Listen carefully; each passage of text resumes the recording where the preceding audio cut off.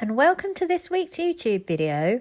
Today I'm going to show you layer 4, the final sitting of this fox painting. So let's get straight into the painting.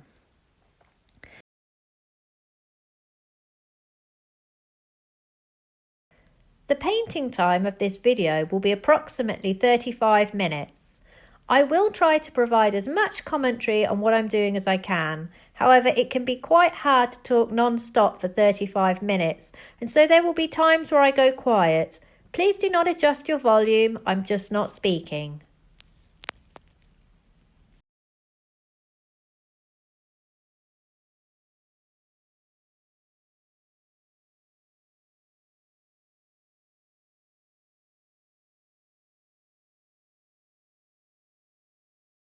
This was absolutely the worst layer to do.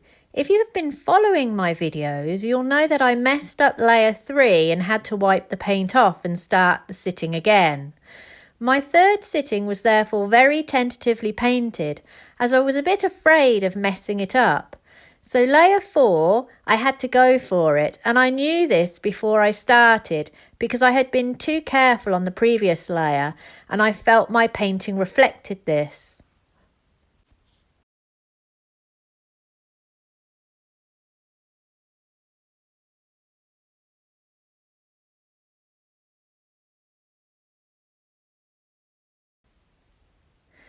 So I knew it was either going to be a painting I was pleased with, or it was going to end up being mediocre at best and another lost one at worst. For me to produce something I was pleased with, I knew I was just going to have to let go of my fear and put myself in the danger zone. This doesn't mean painting haphazardly, it means taking risks and not being afraid to lose what you've done. But it's not an enjoyable place to be, as I'm constantly walking the tightrope between pushing it and taking it too far. But it's in this danger zone that I think I learn the most and also do my best painting, when I get it right. That said, many a painting has been lost in this way, so you really do need nerves of steel if you decide you are going to push it.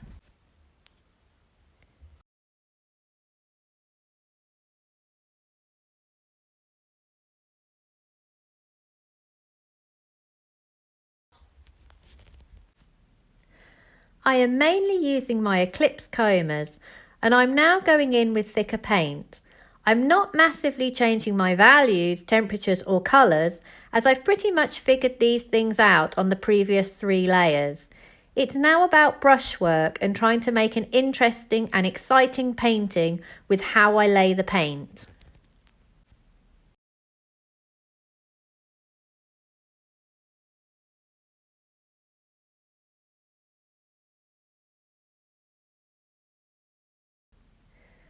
I'm laying the paint according to the contours of the fox.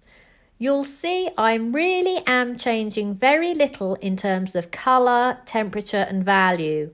I'm just trying to build up the paint. I'm using a little linseed oil again on this layer. It's just tiny tweaks here and there, but I'm pulling my paint from one area into the next area to give the feeling of realistic fur.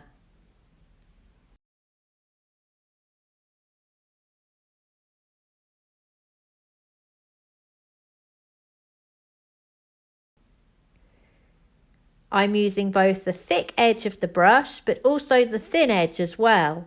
By continuously turning my brush, it gives me more interesting strokes.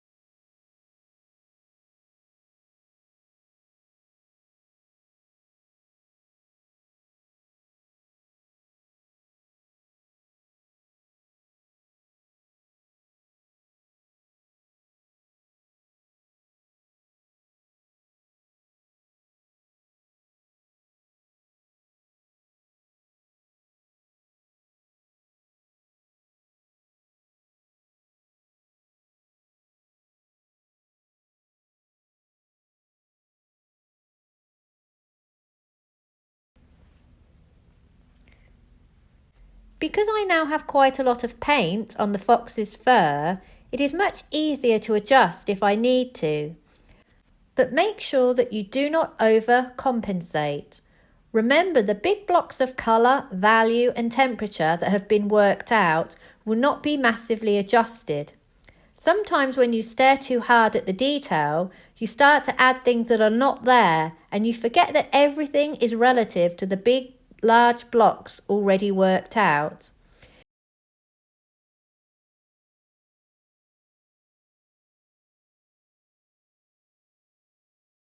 It's getting lost in this detail that will most likely cause issues with wrong value changes.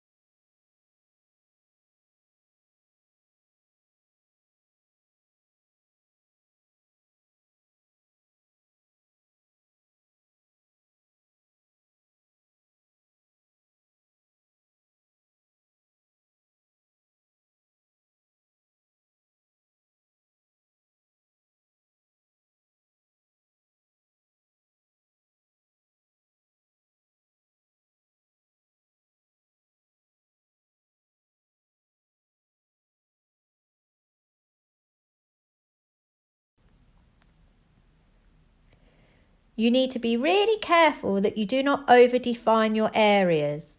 Keep it soft with loose flicking brush strokes. I think at this point I was beginning to lose it a little in the transition between the cool block above the fox's eyes and as it transitions into the warmer orange.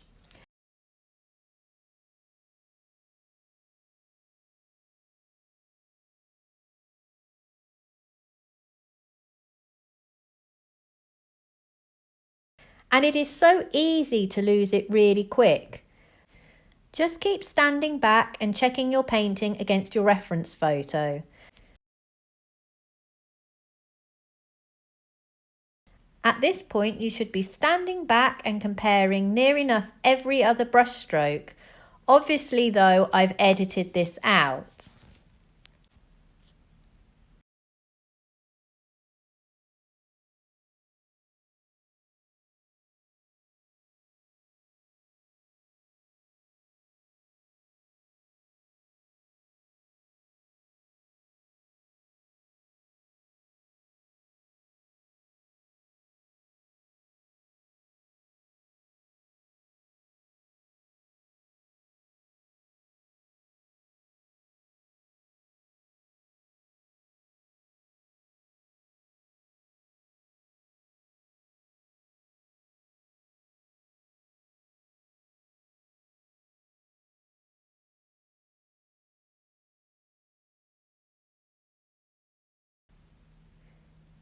I'm really struggling at this point to get that section above the fox's eyes correct because there is quite a lot going on with colour changes and also temperature changes, and there is a small dark area in between those ears and I'm just struggling to get the whole thing correct. It's just perseverance, really.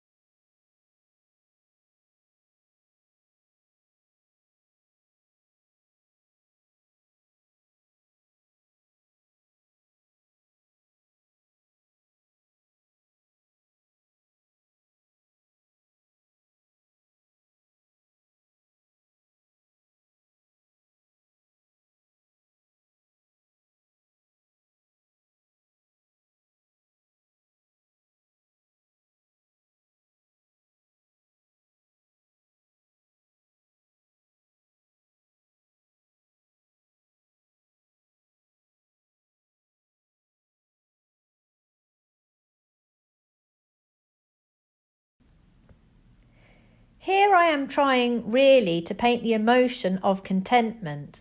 That's what I see when I look at the reference photo. So whatever you see is what you'll probably end up painting. If you are focused on detail, that is what you'll paint. If it's the colour of the fur you like, then that's what will come across in the final painting.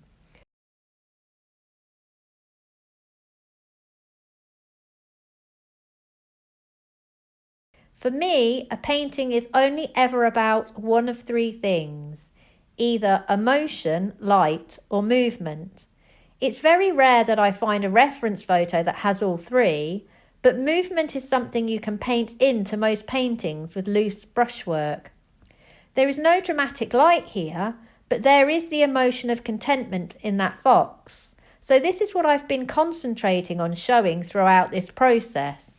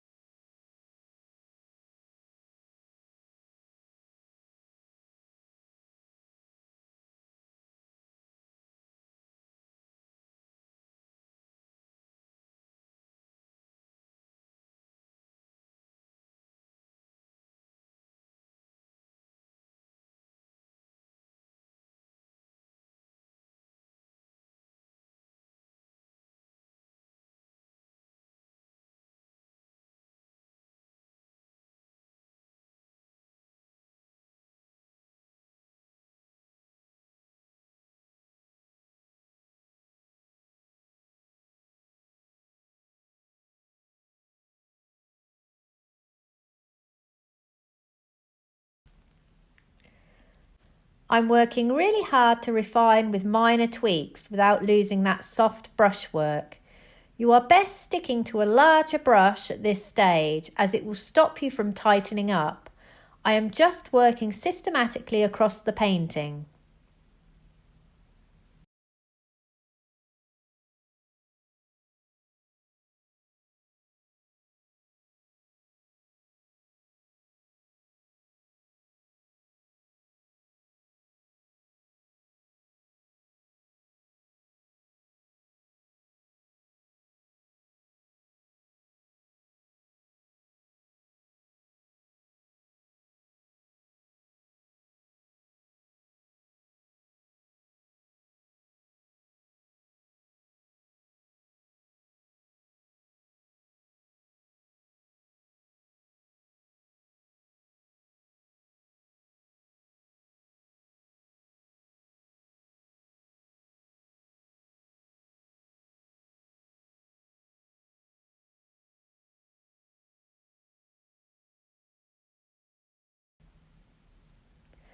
I think brush selection is really important. I wouldn't be able to get the effect I am getting without this comber brush. I think this is the number 4, which I have predominantly been using.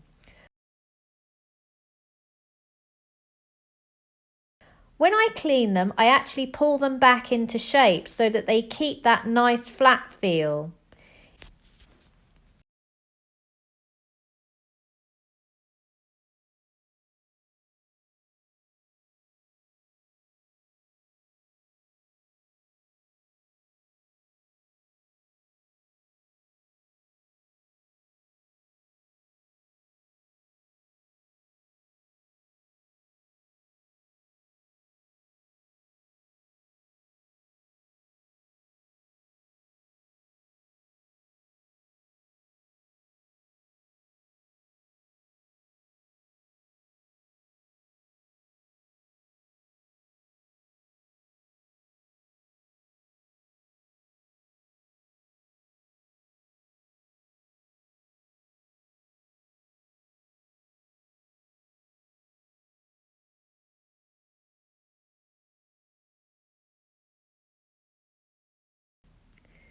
It's really interesting to watch it back as I am doing the narration because for so long I am thinking, no, that's not quite right.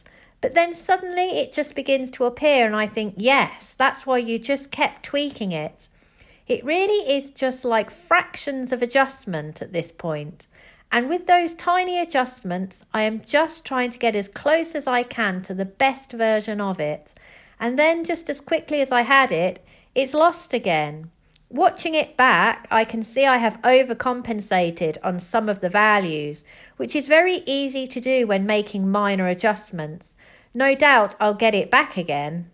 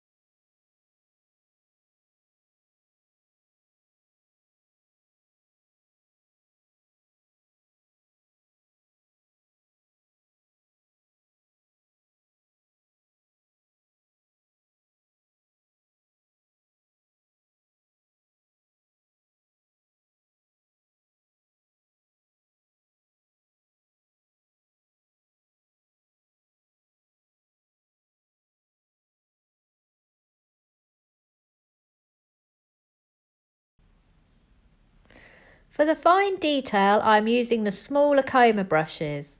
As I said before, I've pretty much worked out all my colours, so my mixing is one of matching pretty much what is already there. I am just trying to make my brushwork more interesting.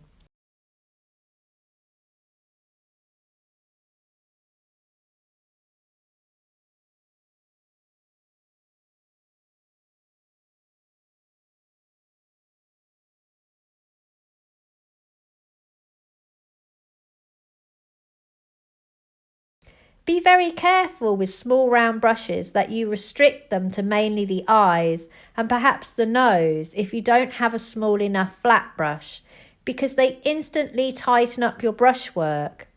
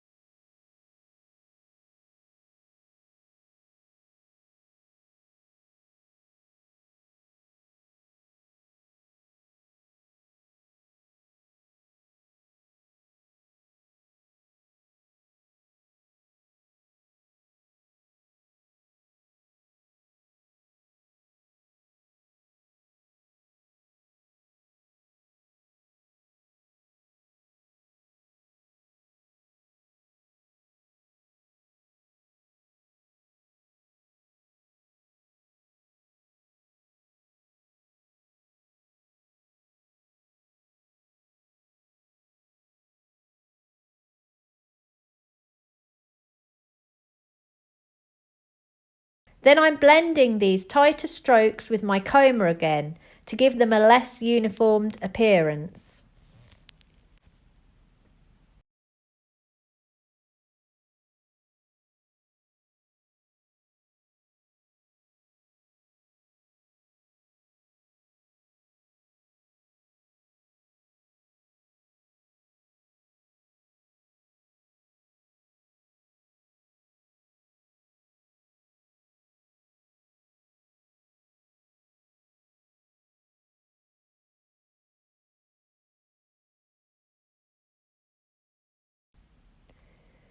This nose area is tricky because of all the colour shifts, but also you need to lay the paint in multiple directions to help suggest form.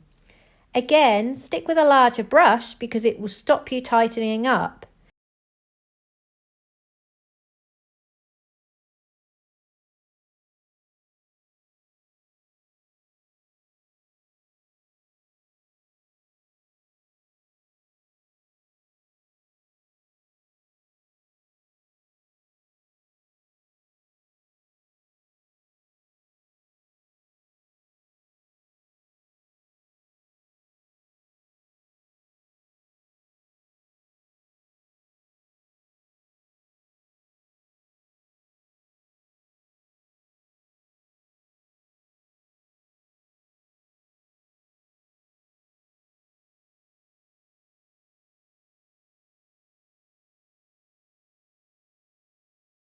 As I lay the paint too much one way, I have begun to lose the realism of that nose.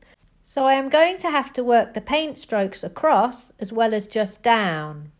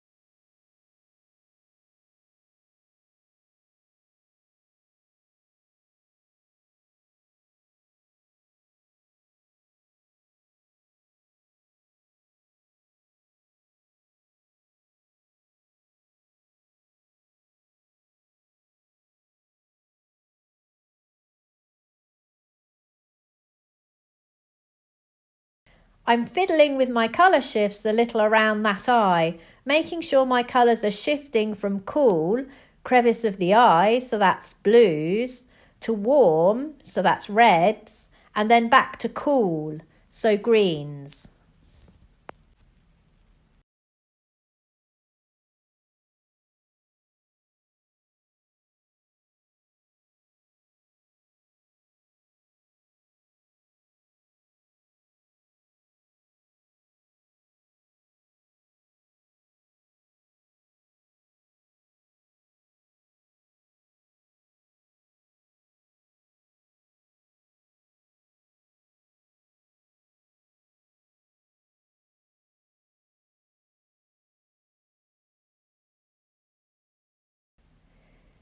This final phase of a painting is really so important, but the painting doesn't change as dramatically as the early stages. It can take just as long though, sometimes longer, as you agonise over every brushstroke and whether it's needed or you should just leave it.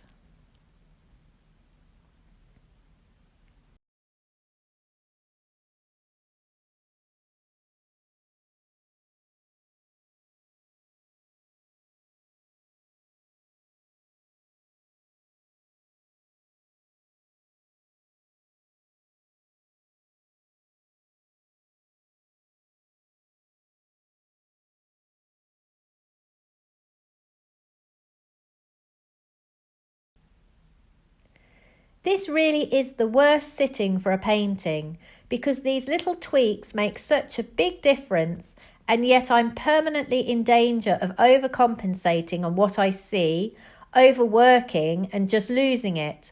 It's a permanent judgment call between, do I leave that area alone? Can I improve it? I think you just need to know yourself really well and weigh up how much tweaking do you think it needs versus how likely am I to mess it up. If I leave it, is it okay? Can I get away with it?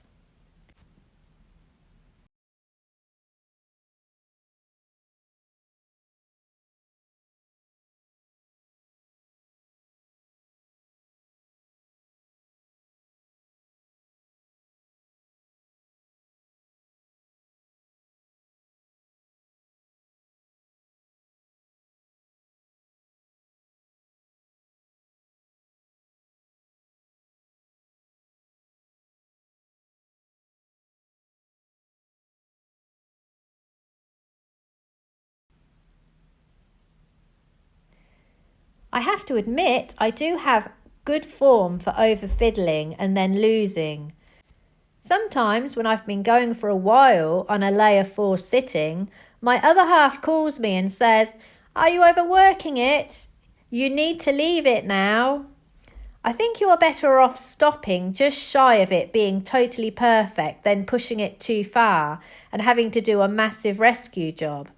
But it's just experience that will tell you this. You need to go too far a good few times to know whereabouts the boundary is.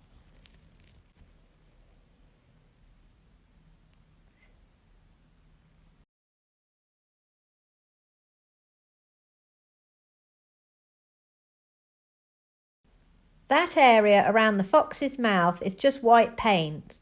I've added nothing to it, but I've left it until near the end because of it being my lightest area carrying my most opaque paint.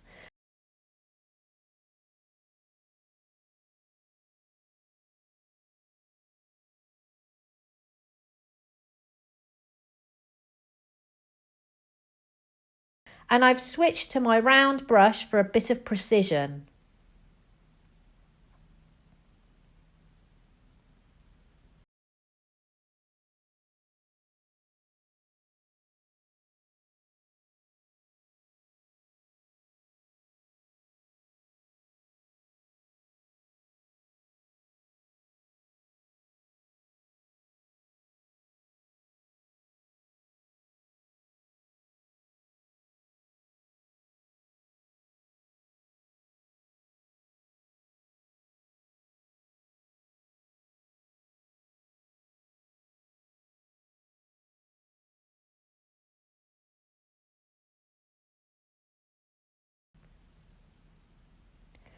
I'm defining that edge around the fox's eye. I want this one to be a harder edge. Notice that for a lot of the soft fur, the edges are disappearing into the background. You can pull that paint from the fox into the background and just lose some of the edges.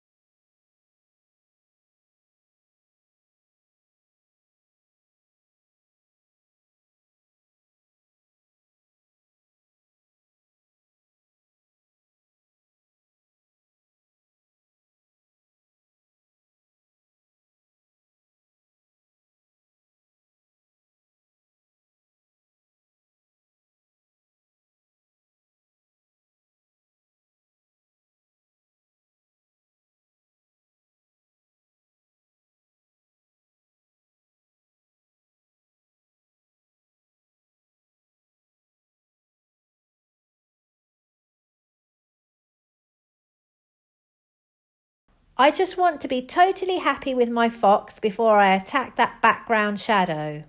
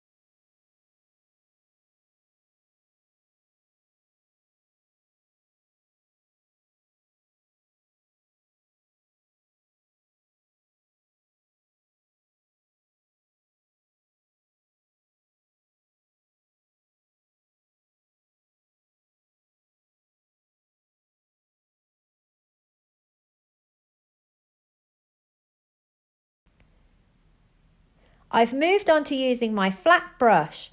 These brushes take paint off very easily, so I need to lay my paint a bit like I'd lay a sticker onto my canvas rather than brushing it on.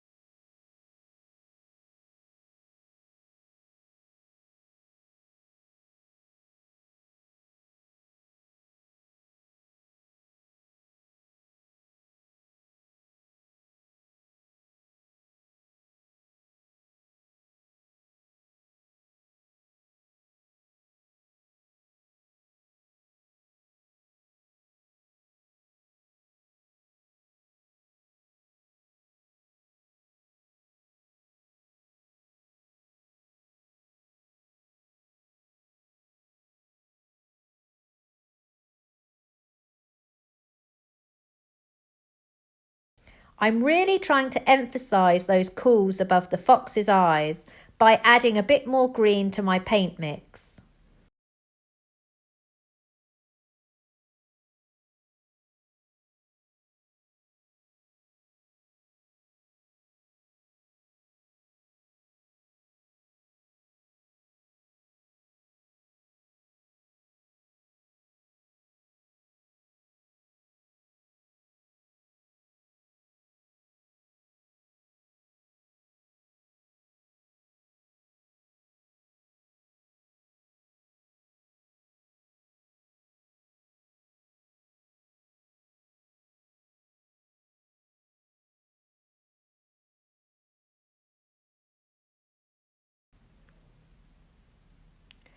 I'm moving on to the shadow now. I need to integrate that fox into his background. The paint I'm laying isn't that thick in comparison to my fox. My thickest paint is on my fox. My background paint is much thinner as I want to create paint thickness contrast between the two. It just makes the painting a bit more interesting.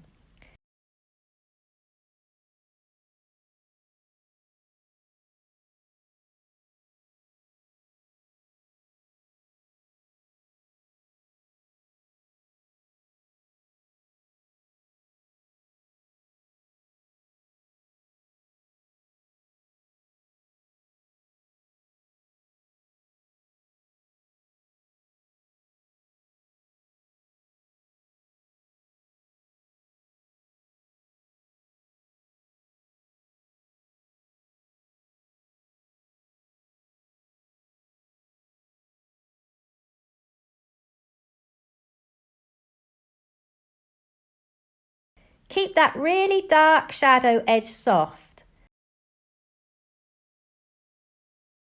I'm running my brush strokes both vertically and horizontally to try to break up that solid dark line, and then pushing the paint into the fox itself.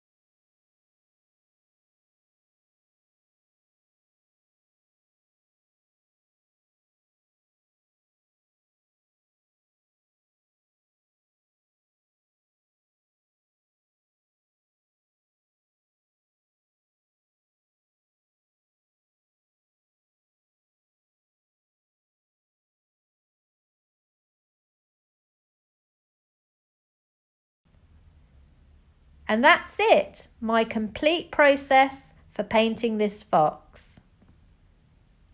I hope you have found this series useful and you're inspired to have a go and paint the fox yourself. Please like this video if you can and subscribe to my channel where you'll find lots of other painting videos too.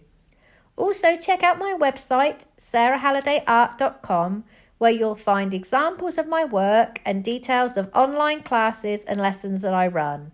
Thank you for watching and see you for the next one.